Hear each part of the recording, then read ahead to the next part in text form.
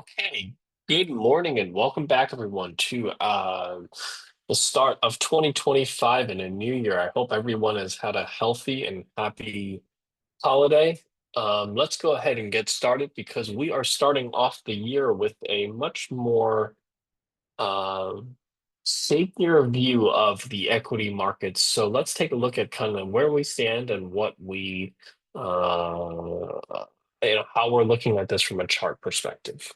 So let's take a look at kind of the S&P 500 first. What we saw here was a recent pullback here to just below 5,900 throughout the holiday period, where we've tested that $5,900 level as support twice. Both times we managed to hold. The second time we pulled back both below the 50-day moving average. And as of yesterday's close, we basically got just back above the 50-day moving average, which puts us just in where the bulls maintain control and the upside target remains the 6,100 upside all-time highs. And if we can break back above 6,100, then we would have a much more bullish view here to the overall markets. Otherwise, we have this kind of mildly bullish environment that we're currently sitting in here right now. The NASDAQ 100 similarly pulled back to a major important support level here around 501, which was the all-time highs that we put in since the summer. We managed to hold that level as support, and so far we are targeting a revisit of the 540 all-time highs, and we really want to see a breakout here above 540 to take a much more bullish view here for equities. Small caps, despite outperforming a little bit here last week, so far has kind of lost some of that outperformance. As you can see, small caps still below the 50-day moving average here, still underperforming the S&P 500 by a pretty significant margin. And RSP equal weight S&P 500 also, as you notice on yesterday's bounce, failing to really kind of get anywhere near back to the 50-day moving average and still well below that 50-day moving average. So, and note the slope of that 50-day moving average at the moment still sloping lower. So at the moment, when we look at kind of the bounce we've seen here out of the S&P 500 so far, while positive, there certainly are some concerns with the overall market that, with the small caps now catching up, equal weight not catching up, meaning not a lot of breadth here on this move, certainly puts us in a weaker position here for equities at the moment. We'll take a look at kind of what are the primary drivers of that. Note that growth continues to outperform value by a pretty significant margin. This is leading to this lack of breadth that we've seen here in the overall markets. So this is something that I think is important to understand is the change that we've seen here since the beginning of December of rotation, where it's really mega cap names leading the way while small caps are being left behind. We have seen commodities break out here from its trading range. This is largely driven by oil, gains in oil, while gold remaining fairly strong here. You do have high yield corporate bonds continuing to rally. This is providing that kind of risk on environment that equities are currently trading in right now, as bonds are still continuing to rally in that particular segment with the higher yield side. We have seen the VIX retreat back below the 50-day moving average, now currently trading around that 16% handle. So fear in the equity markets certainly have retreated quite a bit here over the past week or so. But the question really remains whether or not that can continue. And the biggest headwind is the fact that 10-year yields continue to rise. We're at basically 4.6%, which is the same level that we were at prior to the Federal Reserve embarking on the recent rate cut cycle here. This is providing the biggest headwind here for equities. The one thing I will note is that, as you can see, as we're making lower lows in terms of price for bonds, we're no longer making lower lows in terms of momentum. So this is the first sign that the sell-off here in bonds are starting to get a bit exhausted here. That leads to a higher probability of a potential bounce here, but that bounce could be shallow and could continue. So this is really why um, the current outlook here for equities certainly looks a lot more challenging right now in an environment where the 10-year yield is back above 4.6%. It's going to put downside pressure on um, multiple sectors here, and we'll take a look at some of those sectors here in a second. The dollar index did pull back here quite a bit here. As you can see, as we made higher highs in price, we no longer made higher highs in terms of momentum. That leads us to a higher probability of a further pullback here in the US dollar after breaking out to that 108 resistance level. This is starting to look more and more like a bit of a false breakout here in 108 is looking like a top here for the US dollar. Bitcoin, you can call this a bit of a head and shoulders top that has kind of been invalidated here. We're now back above $100,000. That would generally be a pretty bullish signal here. If we do get an invalidated head and shoulders pattern here, that does provide an interesting um, potential opportunity for those that have a bullish view in Bitcoin to potentially continue to add to those positions and look for further upside. And then gold, as you can see, still hovering just below the 50-day moving average here, and 50-day moving average starting to slope a little bit lower here. So we'll keep a close eye here on 2,600 for gold. If we break below 2,600, that would certainly start to put a little bit more pressure here for gold. And this starts to look a bit more like a topping pattern rather than just a consolidation pattern where you start to add more. But 2,600 is certainly one important support level to keep an eye out on, because for those of you that are bullish on gold, that would certainly be, from a risk reward perspective, a good opportunity to start adding long positions here to gold. And oil is really kind of the big mover here in commodities. This range that we've been in between 67 and 72. As you can see, we've been in this range for quite a few months here. We've just broken out here to the upside. So this could start to see, start to target here the high 70s and potentially low 80s to the upside for oil. And then looking at the sectors here, we do see technology, a bit of rotation back into technology here. We did manage to break back above, those kind of all-time high levels from earlier this summer here. And we're starting to see some outperformance here relative to the S&P 500. That's generally a positive tone here for technology going forward. We'll take a look at kind of some of the subsectors that have been driving that here. Note the consumer discretionary sector outperforming the S&P 500 by quite a large margin here over the last couple of months, giving up some of those gains here. This is kind of a bit of a classic flag pattern here. And the question is whether this breaks out here to the upside and continues to outperform, or this is the start of further pullback here. We'll get an answer to that by next week, and we'll continue to update you. But a lot of these sectors that have outperformed the S&P 500 have continued to outperform here. Communications, as you can see, holding that 50-day moving average, looking like it's going to revisit those all-time highs. Financials, a slightly different picture here, even though financials have outperformed the S&P 500 by a pretty large margin. We've seen that give up a lot of those gains here over the last month or so, and now we're trading below that 50-day moving average. So at risk of further pullbacks here in financials.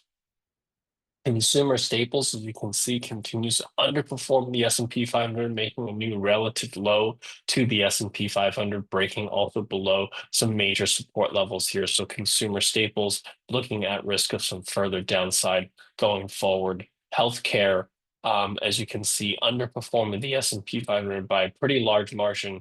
Starting to look like there was some outperformance here, but I think if we stay below 140, that is certainly an opportunity for some further downside in healthcare. Materials have completely fallen apart relative to the S&P 500. I think there's some further downside potential there. Industrials breaking down below some major support levels here, some further downside in industrials. Real estate, with 10-year yields at 4.6%, really putting some further pressure here for real estate, underperforming the S&P 500 by a pretty large margin here. And energy, we've seen that oil stocks or oil prices break out from that range, and oil stocks have also correspondingly bounced a little bit here. The question is whether that can reverse kind of this long trend line here relative to the S&P 500, a long amount of underperformance here. I don't particularly think that a short-term bounce here in oil is quite enough to reverse that long-term underperformance. I think you're basically seeing a bit of a check back here, and you very well could see further downside here for oil stocks going forward. Utilities in an environment of 4.6% yields will also continue to put pressure here on kind of yielding sectors like utilities. Home builders obviously under significant amount of pressure here as interest rates continue to rise. And the one sector that has kind of shown a little bit of promise here recently, semiconductors. As you can see, semiconductors, while underperforming the S&P 500 by a large margin here over the last 6 months or so, starting to show a little bit sign of life here as we kind of break out to relative highs. This is largely driven by Nvidia yesterday, and we'll continue to monitor that because that's been driving some of the gains in semiconductors in technology shares at the moment. So overall, the market picture here has deteriorated quite a bit here going into 2025. As I always say, there's really two ways this can play out, right? We've seen some weakness here in the markets that could start to emanate throughout the rest of the sectors, and we see a bigger pullback here in equities. The other way that this has the opportunity to play out, and we've seen this, even this summer or this previous summer, which is the fact that the rest of the market can start playing a catch up, especially if 10-year yields start to come down here. That certainly provides the tailwind that equities needs to start playing a bit of catch up and for these weaker sectors um, to start catching up and start outperforming, which would provide kind of a fairly bullish outlook here for the markets. It's a little bit too early in the year to be able to tell which direction we're going to go, which is why week after week we are here to try to update you on where we currently stand from a macro perspective so that you can clearly see kind of what the current trends are for the equity markets. So with that, what I want to do is I want to start taking a look at some of the opportunities that we have here for right now. The first one I want to take a look at here is a new addition that we have here to our list for the for ideas, which is Visa.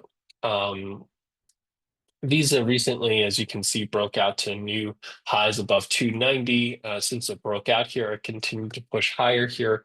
We have outperformed the S&P 500 by a pretty significant margin here over the past few months. And what we're looking for is this base to form here around 310 or so to continue to outperform. Visa does trade at a premium relative to its peers, but it's also far, far more profitable than its peers with a net margin around 55% versus 20%, which is the industry average, which is what justifies the valuation that it currently trades at.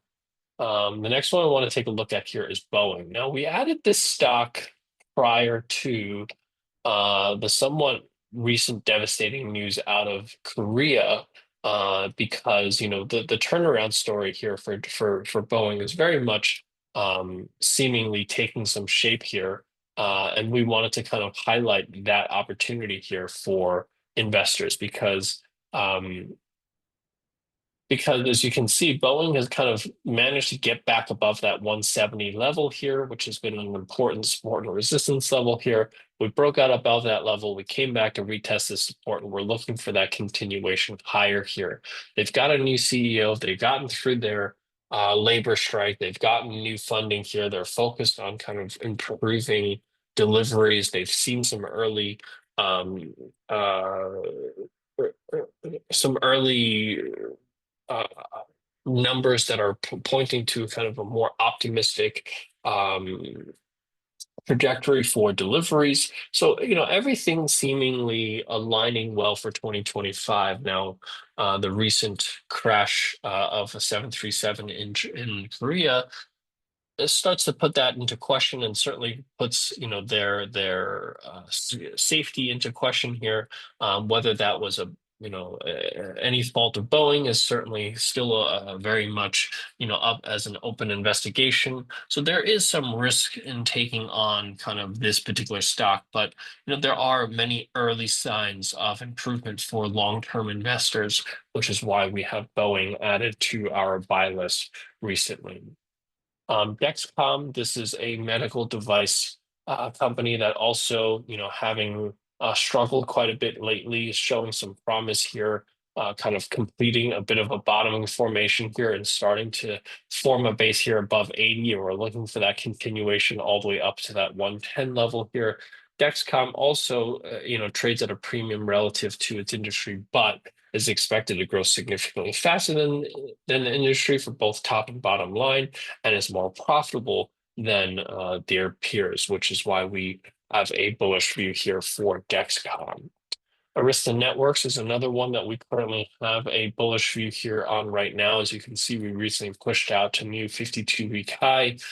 With that, it's severely outperformed the S&P 500. Clear beneficiary of the data center boom here. We had Microsoft just announced, I think it was yesterday or the day before, that they plan on spending roughly about $80 billion in 2025 to build out, their cloud data centers for artificial intelligence, which is about a 33% increase in spend versus 2024. So, this is benefiting stocks like Arista Networks, NVIDIA, obviously, a lot of data companies. So, Arista Networks trades at a premium relative to its peers, but is expected to grow faster than its peers and far more profitable than its peers. And that's why Arista Networks belongs on our list of stocks that we like here at the moment. Another one we like here is Square Block. Um, as you can see, we've liked the stock since it's been in the 70s, but since then it's kind of rallied up to this 87 and a half 52-week high, broke out above that level, came back to retest this support, and we're looking for that continuation higher here. Square trades at a discount relative to its peers, even though it's expected to grow far faster than its peers. Right now, it's just not as profitable as its peers, which is why it trades at a lower valuation, but as they continue to work on profitability and start returning cash to shareholders, that's really kind of where I think Square could start unlocking some value here and start to see some further upside going forward. Lululemon is also another stock that currently remains on our buy list here right now. As you can see, it's outperformed the S&P 500 by a pretty significant margin here over the past few months or so. This is a stock that really struggled throughout 2024 and started to show some early signs of turnaround back here towards the start of Q4 here. We've been bullish on the stock since that 280 level here. It recently gapped up on earnings, came back to start pulling back a little bit here, and starting to show some strength here again. Our upside target here remains 470 here to the upside. Lululemon trades at a slight premium relative to its peers now, but is still expected to grow far faster than its peers and is far more profitable than its peers, which is why we maintain our 470 upside target here for Lululemon. Um, we do find that a lot of the pharmaceutical stocks that we have bullish views on are kind of at risk here right now in the market environment that we're in. So I'll kind of fast forward here to Meta. Meta, as you can see, we've been bullish on the stock since it's around 560 or so, but recently it broke out here above 600. pull back below 600 multiple times to retest kind of that 580 level as support. And now we're kind of bouncing off that level. And what I'm looking for is a breakout here above 640 here to the upside. Meta trades at a pretty significant discount relative to its peers, despite the fact that it's growing faster, both top and bottom line than the industry average, and is far more profitable than the industry average. So the fact that it trades at a discount means that this is actually one of our best buy opportunities, or one of the stocks that we like the most here in this market environment, because there are not many mega cap stock names that are trading at these valuation levels where it still is what we would consider downright cheap. Alphabet falls into the same category here, trading at only 21 times forward earnings, despite the fact that it's growing far faster than its peers, both top and bottom line. Recently broke out to a new 52-week high, kind of traded in a bit of chop here since it broke out here. But what we're looking for is a breakout here above 200. That would signal a much bigger move here to the upside. So trading in line with the rest of the industry in terms of valuation, but because they're far more profitable and growing far faster, we believe there's still also some significant upside potential here for Alphabet. NVIDIA, I think, is probably one of the most undervalued stocks here at the moment. We haven't quite broken out here to new 52-week high here, but we are just within spitting distance of doing that. If we do finally get that breakout here today or over the next few days, that would certainly unlock a much more bullish view here for NVIDIA. At this point, many of you may have seen the news of kind of the different areas of our lives NVIDIA is trying to embed themselves within, with regards to kind of the future of AI around robotics and automotive driving, or autonomous driving rather, alongside the uh, traditional data centers and gaming opportunities that NVIDIA currently resides in. Trading at 32 times forward earnings, in my opinion, is downright inexpensive given the fact that Apple trades at nearly 32 times forward earnings, and NVIDIA is expected to grow both top and bottom line, somewhere 5 to 6 times faster than Apple. It is twice as more profitable than Apple, yet it trades at the same valuation as Apple. And this is really where I think NVIDIA remains one of the most undervalued stocks here at the moment. And Apple, on the flip side, remains one of the most overvalued stocks here at the moment.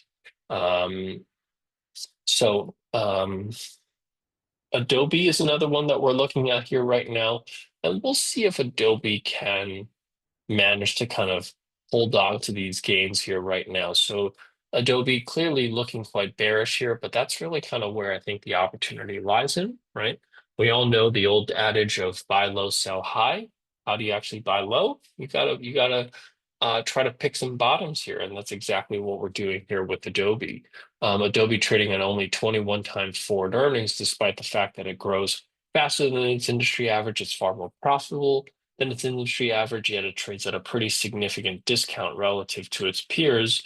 From a technical perspective, this is oversold on both daily and weekly timeframes. We've got some negative divergence here, and looks like what could be an opportunity to enter a stock that has kind of really taken a beating here. Same thing here with AMD. This is a stock that has really taken a beating here in 2024. Is it a turnaround story for 2025? That's kind of how I'm viewing this right now. It's trading in line with industry average from a valuation perspective, but it's expected to grow far faster than its industry average. It's not as profitable than the overall semiconductor industry, and that's part of what's driving kind of a lower valuation for the stock. But as they continue to focus on profitability here, and clearly gaining market share relative to, primarily their peer NVIDIA. I'm sorry, both Intel and NVIDIA. They're gaining market share relative to Intel, not necessarily to NVIDIA. But as they continue to roll out AI chips and steal market share away from Intel, I think there are some opportunities here for AMD going into 2025 as well. And then looking at some of the bearish opportunities here in this market, ADI, this is a semiconductor stock that, we remain fairly bearish on here right now. Our downside target here is 200 here to the upside. ADI is trading at a very, very rich valuation relative to its industry, and that's really what presents that downside opportunity here at the moment. Ecolab, another one that we are targeting, a 220 downside target here right now. Ecolab also highly overvalued relative to the growth metrics for its industry. And lastly, Apple is another one that we're very bearish on here right now, trading at 32 times forward earnings. We think that Apple is overextended here right now.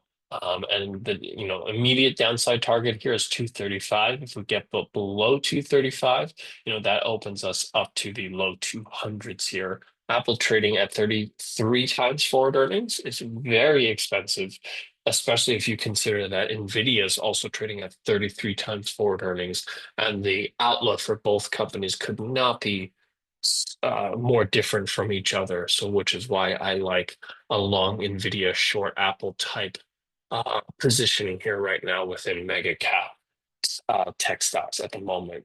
So I'll leave you with one more stock here, Caterpillar. We've seen that kind of underperformance in terms of industrials. Caterpillar, as you can see, recently reaching our 360 target. We had a bearish view here on Caterpillar. We've reached 360 downside target here. I'm looking for potentially further downside here into the 320 level if we break below 360. So keep a close eye here on Caterpillar. Uh, Overvalued stock, underperforming the S&P 500, at risk some further downside going forward. So hopefully that gives you a clear understanding of kind of where we currently stand from the equity market perspective and some opportunities on both the upside and downside here in the markets going into 2025. With that, I wanted to thank everyone for taking the time out here this afternoon or this morning. And I will be back here next Tuesday to update you on where we currently stand from a macro perspective, and also at the same time sharing with you any new trade ideas that we're currently looking at in this current market condition. With that, thank you so much. I hope you guys have a great trading day and see you guys here next week.